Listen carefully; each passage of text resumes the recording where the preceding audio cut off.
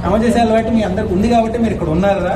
కానీ శ్రమ చేసేటప్పుడు ఎందుకు చేస్తున్నారు అనేది మర్చిపోకండి. ఈ సమాజానికి ఇది చేస్తానని రోజు రోజు మనసును గుర్తుపెట్టుకోండి.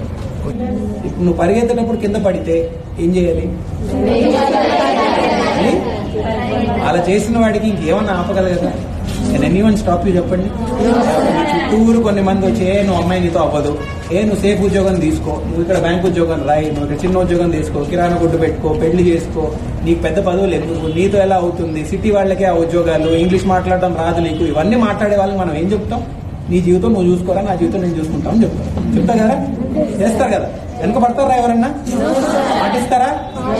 బెస్ట్ లక్ రా. మీరు ఎంత ఎదిగితే అంత సంతోషం రా. మాకు మీకు కావాల్సిందంటే మీ ప్రిన్సిపల్ గారు అన్న ముందు నుంచి మీ అండగా ఉన్నారా? 10 సార్లు అన్న చెప్పుంటాడు, సమయం లేక రాలేపోయా, రావాలి సార్ మీరు, రావాలి సార్ మీరు, రావాలి సార్ మీరు. కంప్యూటర్ పెట్టింది మీ అన్న, ప్రిన్సిపల్ గారితో మాట్లాడి ఇవన్నీ సౌకర్యాలు తెచ్చింది మీ అన్న. నిజంగా ఒక అన్నలాగా ఉన్నారా మీతో?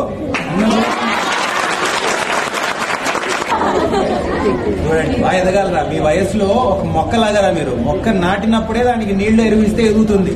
వయసు గడిచిన తర్వాత అది సన్నగా చెట్టు అయిన తర్వాత ఎంత వేసినా ఎదగదండి. మీ వయసు అలాంటిది. ఇప్పుడే మీరు చూసుకోవాల్సింది కొంచెం ఎక్సర్సైజ్, కొంచెం ఫుడ్, అవి కూడా ఇంపార్టెంట్. చదువుతో సహా మేనేజ్ చేసుకోండి. ఇంకేం కావాలరా మనకి ఇక్కడ? Any other requirement? అంత బాగానే ఉందారా? ఇప్పుడు చెప్పకపోయినా మీ ప్రిన్సిపల్ గారు చెప్పండి, మళ్ళీ చూసి అందించాల్సిందిగా అందిస్తాం. ఓకే, మీరు మాకు ఇచ్చే మాట ఏంటి?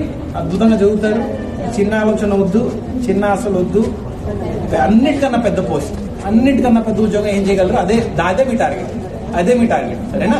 అందిన తర్వాత ఒక మాట ఇస్తున్నారు, వచ్చి ఒక 10 మందిని ఆదుకొని వెళ్తారని మాట ఇచ్చారు. గుర్తుపెట్టుకుంటారు కదరా? వస్తువులు అక్కడ అందరికీ సంతోషం. మళ్ళీ ఒకసారి కలుగుతాం. సరేనా?